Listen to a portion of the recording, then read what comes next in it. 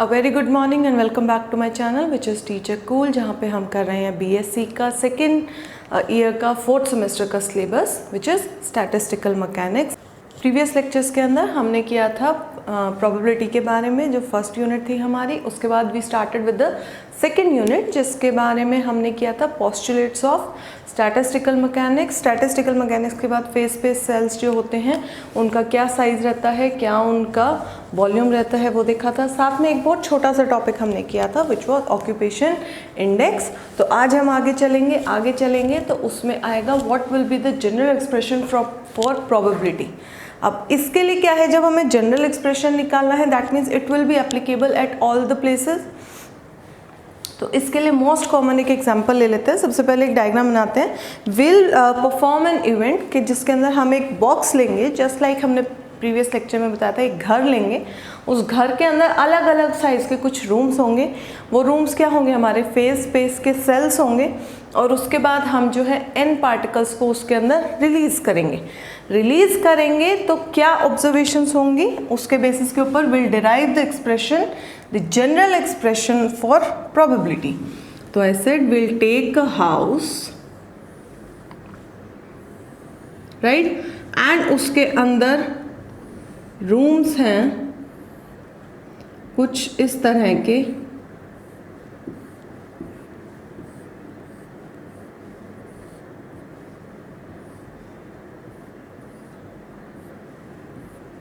so that my every area A1, A2, A3, A4, A5 means all AI are different.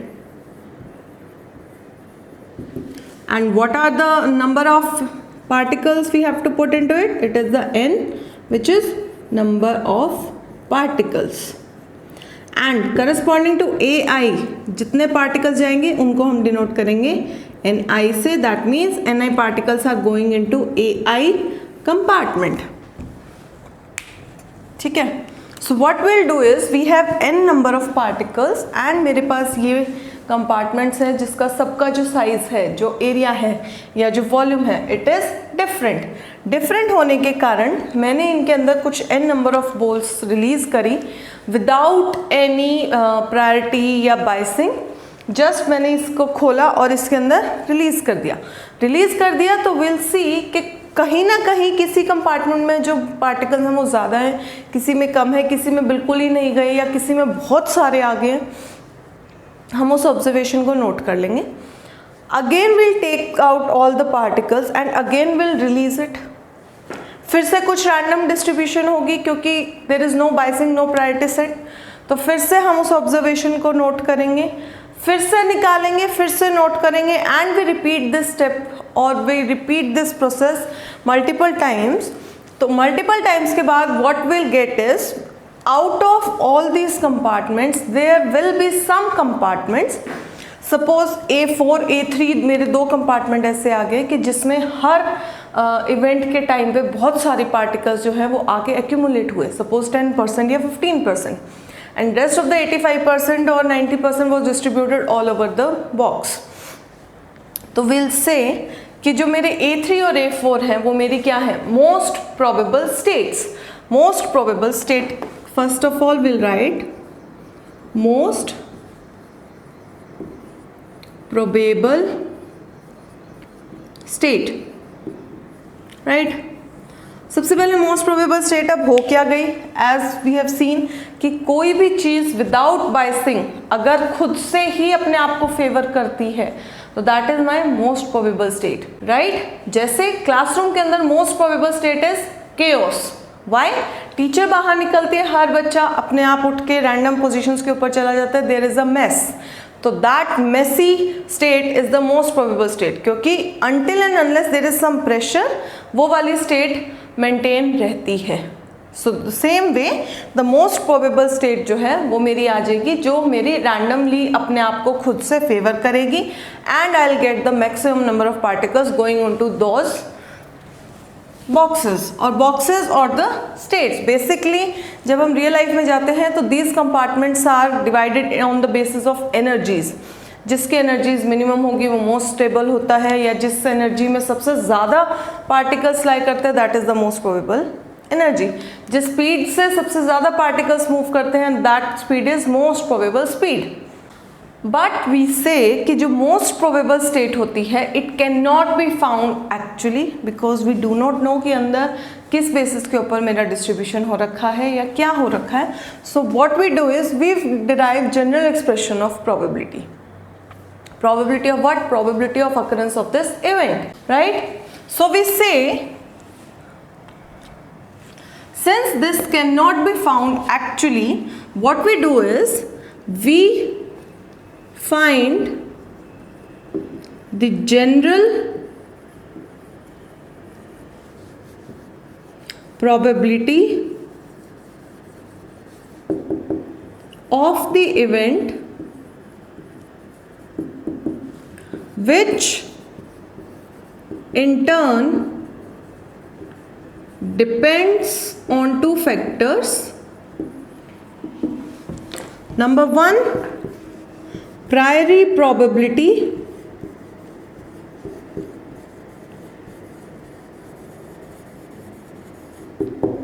denoted by GI, and second is thermodynamic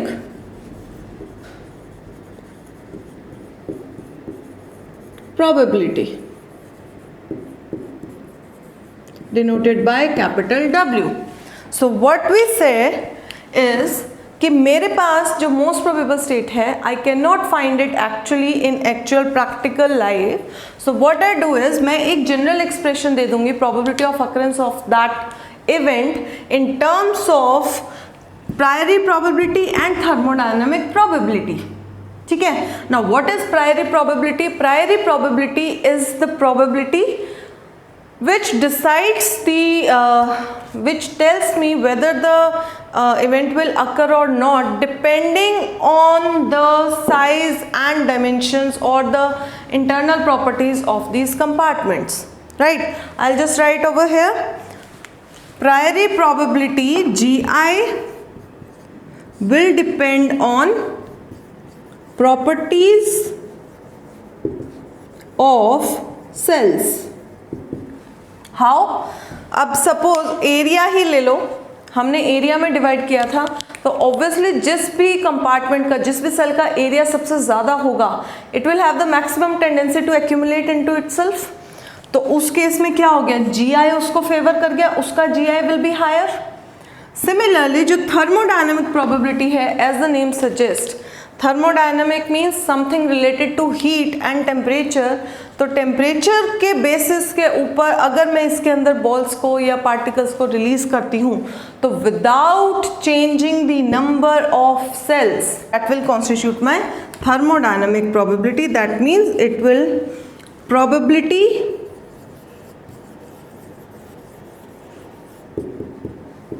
without changing the number of cells. ठीक है, after this now we know that I have to find my general probability का expression GI और W के terms में। GI will depend on properties of cell और ये मेरा करेगा टेम्परेचर वगैरह के ऊपर। तो आगे चलने के लिए फर्स्ट स्टेप क्या उठाएंगे, GI को उठाते हैं। now GI depends on the properties of the cells, so the general expression for GI will be given by the ratio of a ith compartment over the total area of this box. ठीक है, so this is the expression for GI.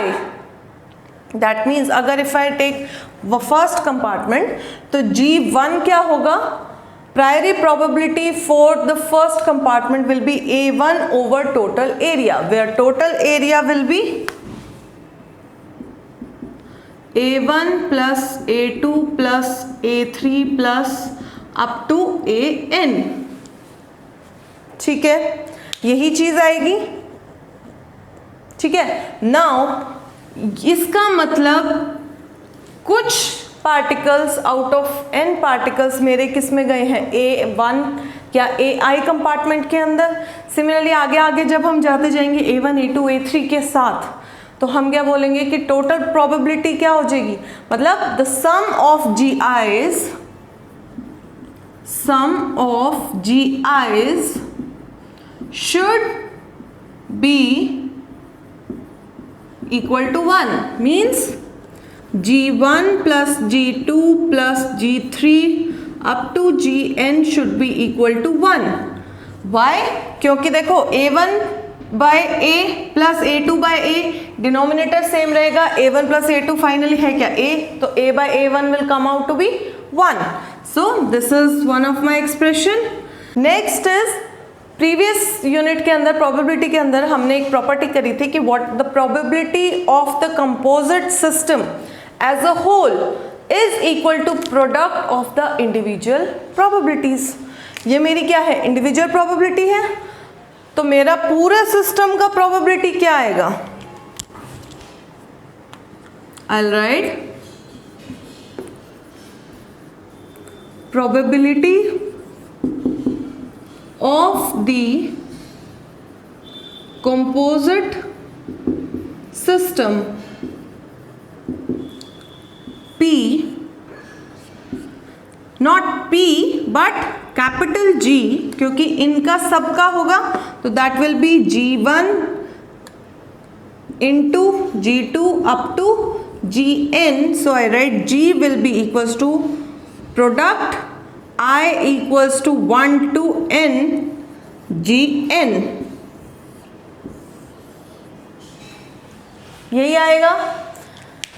इसके अंदर एक और change क्या आएगा, we said कि composite systems की प्रोबेबिलिटीज को हम मल्टीप्लाई करेंगे तो मेरे पास total probability of the composite system आ जाएगा। लेकिन इसके अंदर एक चेंज क्या है, यहाँ पर Gi जो G1 है, that means 1 particle out of n particles is going into G1, लेकिन सिर्फ सिंगल पार्टिकल तो नहीं जाएगा। तो what is the probability, probability is हर एक Gi सिंगल इंडिविजुअल Gi जो है उसके अंदर कुछ Ni पार्टिकल्स जाएंगे, ठीक है। तो यहाँ पर अगर सिंगल पार्टिकल का है, दो का क्या होगा, इसका प्रोडक्ट हो जाएगा। सेम फॉर्मूला की इंडिविजुअल को हम मल्टीप्लाई करते जाएंगे तो यहाँ पे क्या आ जाएगा, G1 के ऊपर N1 N2 N3, यही आएगा। अगर ये पावर्स आ जाएंगी तो ये फॉर्मूला अभी नहीं बन पाएगा, इसको थोड़ी देर के लिए हटा देते हैं। we'll say suppose all the compartments are in equal size. We say compartments have same size, therefore G1 is equals to G2 is equals to G3 up to Gn। Same size है तो A1 A2 A3 सब equal हो जाएंगे, तो ये मेरा expression क्या आ जाएगा, G सिंगल हो जाएगा, इक्वल है तो। इसके बाद यहाँ पे capital G will be equals to G की power, powers will add N1 plus N2 up to N1 plus N2, यहाँ से Ni का summation was capital N, right. Therefore I get G will be equals to G की power capital N।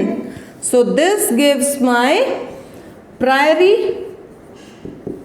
probability. With this, we are finished for finding half the expression for general probability by finding the expression for Gi. G की value मेरे पास आ गई, clear है। Next thing will be finding the thermodynamic probability. Now, the next step will be, I have n number of particles. Out of these n particles, I'll write out of n particles, the number of ways putting of putting n1 particles in cell 1. Normal combination का formula, out of n मुझे n1 को choose करना है and distribute करना है. आई will gate NCN1, that will be n factorial over n1 factorial n minus n1 factorial. ठीक है. Now मेरे n पार्टिकल्स में से n1 चले गए, so the next step will be second, this is first. अब मुझे निकालने हैं n माइनस n1 पार्टिकल्स में से n2 पार्टिकल्स. तो I get n minus n1 C n2. Clear है. n1 हमने निकाल दिया तो मेरे टोटल में से ही रिडक्शन हो गई. तो I get n minus n1 factorial divided by n2 factorial into n minus n1 minus n2 factorial. इसी तरीके से आगे आगे जाता जाएगा. I get the individual combinations. तो मेरा total thermodynamic probability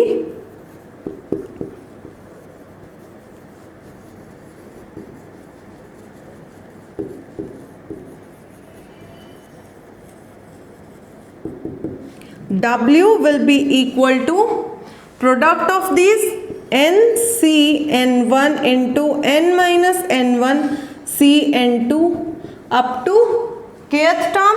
I write kth term.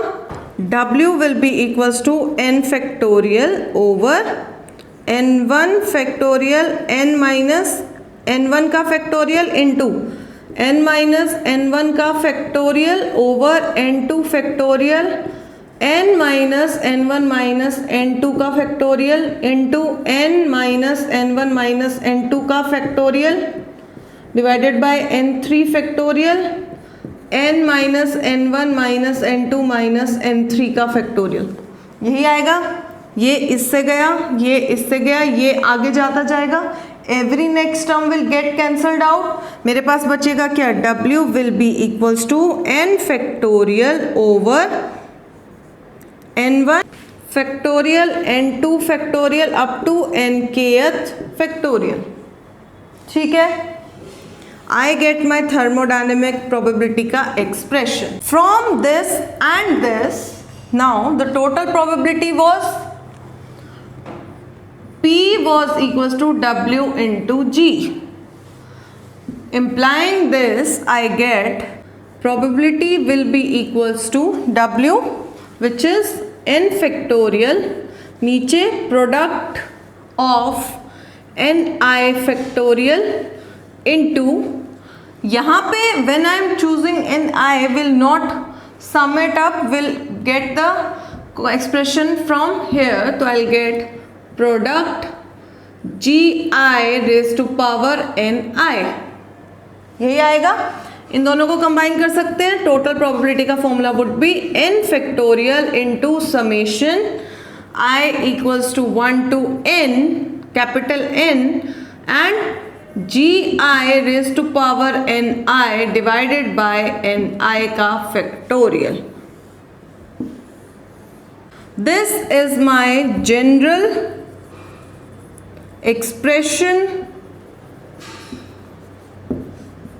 for probability. Keeping in mind the both priori probabilities and the thermodynamic probabilities, this is my final expression.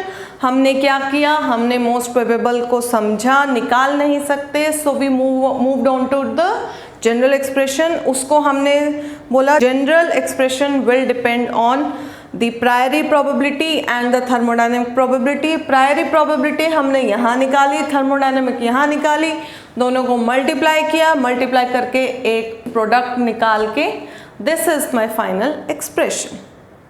Clear है?